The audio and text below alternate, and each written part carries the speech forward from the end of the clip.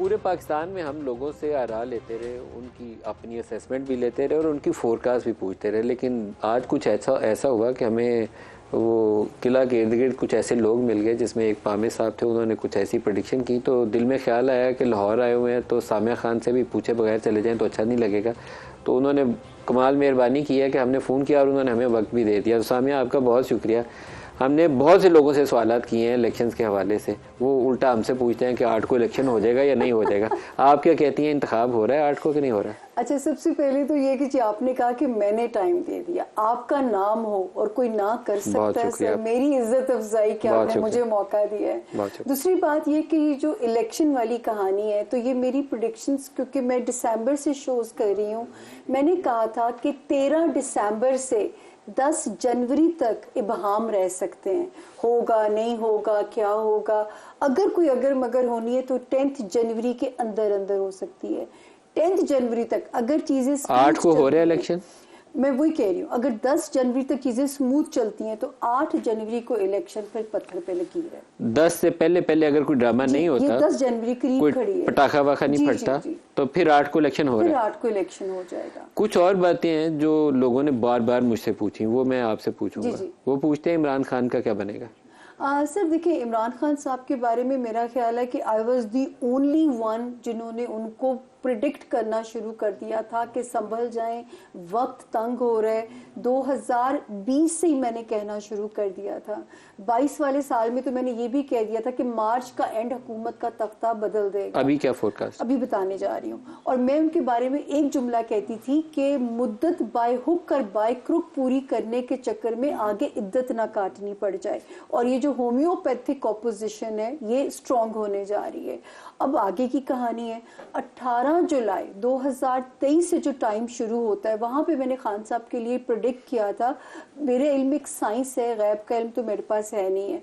मैंने कहा था मुझे खान साहब के लिए आइसोलेशन नजर आती है, मुझे खान साहब की सियासी जिंदगी 18 जुलाई 23 से लेकर कब तक? पूरा 2024। और फिर खत्म कब होगी? बता रही हूँ मैं, ये 2024 अभी उसमें एक रिलीफ का चांस उन्हें मिलता है।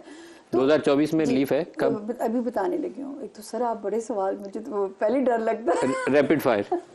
वो जो रिलीफ की शक्ल बनती है वो बनती है सर 20 मार्च 2024 ऑनवर्ड्स, जो कि किसी डील के नतीजे में फिर ऐसे ऑफर होती है उनको।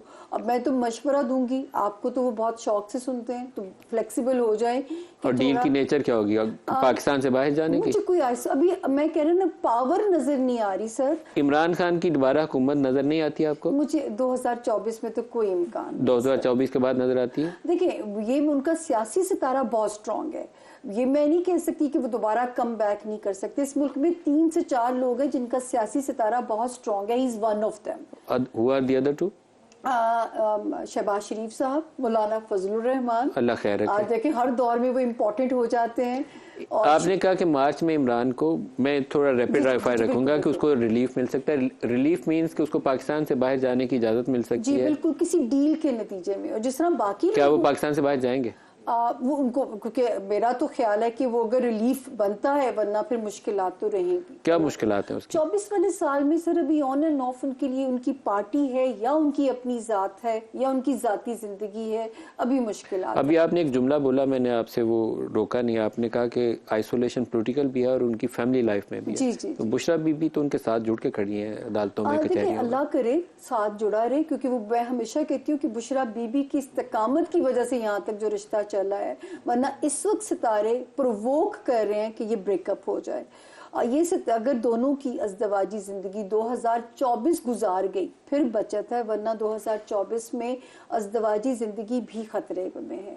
अल्लाह करे रिश्ता उनका कायम रहे। इमरान की तीसरी शादी है और चौथी का चांस भी नहीं। बुशरा बीबी की अपनी भी दूसरी, इमरान की आप कहती हैं कि चौथी का चांस नहीं है। इम्कान भी नहीं है।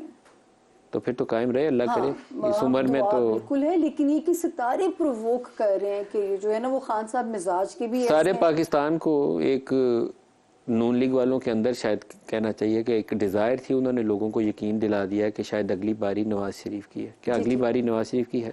देखिए, जहाँ तक बात है ना सर, मैं ये तो नहीं कहूँगी कि नून लीग को, मैं तो तब भी कहती थी जब पीटीआई आई थी तो लोग कहते थे नून लीग ख़त्म, मैं तब भी कहती थी नून लीग का सफाया नहीं होगा। हालांकि नवाज शरीफ साहब के -1 होने की भी प्रेडिक्शन ऑन एयर है, नवाज शरीफ साहब की ये भी प्रेडिक्शन ऑन एयर है मेरी कि 2023 के सेकेंड हाफ में वापस आएंगे। अगली बारी नवाज शरीफ की है? बताने लगी हूँ, मुशर्रफ साहब के दौर में जब वो जिला वतन थे, 3rd टाइम वजीर आजम बनने की भी पेशगोई मैंने की है। 4थी बार बनेंगे ये मुझे नहीं नजर आता, या मुझे समझ में नहीं आता। नवाज शरीफ 4थी दफा आपको वज़ीर आज़म नजर नहीं आते? देखिए, मैं गलत भी हो सकती हूँ, ये इल्म है, गैब का इल्म नहीं है, लेकिन मुझे इम्कान नजर नहीं आता। बिलावल और मरियम का क्या बनेगा? अच्छा जी, मरियम साहिबा का सितारा, ये भी मैं आज से 3 साल पीछे से कह रही हूँ कि मरियम साहिबा को उनकी तगोदो की कॉम्पनसेशन मिलेगी 2025 में। अभी इंतजार करना पड़ेगा। अभी हाँ, क्योंकि 24 में क्या मिल सकता है क्या नहीं, मैं उस पर कोई नहीं कह सकती, लेकिन 25 में उनको अपनी कॉम्पनसेशन मिलेगी। बिलावल का क्या होगा? बिलावल साहब, मैं तो बल्कि आपके थ्रू उनकी बहुत जो पॉलिटिकल ग्रूमिंग हुई है, पहले तो मैं तारीफ करना चाहूंगी जिसने भी की है, क्योंकि बहुत वाइजली बोलना शुरू हो गया। क्योंकि उनके सितारे में नदीम साहब एक चीज थी, या वो एक्सट्रीमली होपफुल हो जाते हैं या एक्सट्रीमली नेगेटिव हो जाते हैं। तो मुझे तो मायूस होकर सियासत को गुड बाय ना बोल। उनका सफर 2030 से शुरू होगा या कब होगा? देखिए, इस बारी मनसब तो मैं वजीर आजम का मनसब या वो तो मैं नहीं देखती, लेकिन ये जरूर है कि छाए रहेंगे, पीपल्स पार्टी अभी भी पावरफुल रहेगी इस टेन्योर के अंदर भी। दोनों को भी इंतजार, मरियम और बिलावल को इंतजार करना पड़ेगा। एक बात आपके प्रोग्राम में कहना चाहती हूँ कि ये जरूर है कि मैं एक तारीख जो दिया करती थी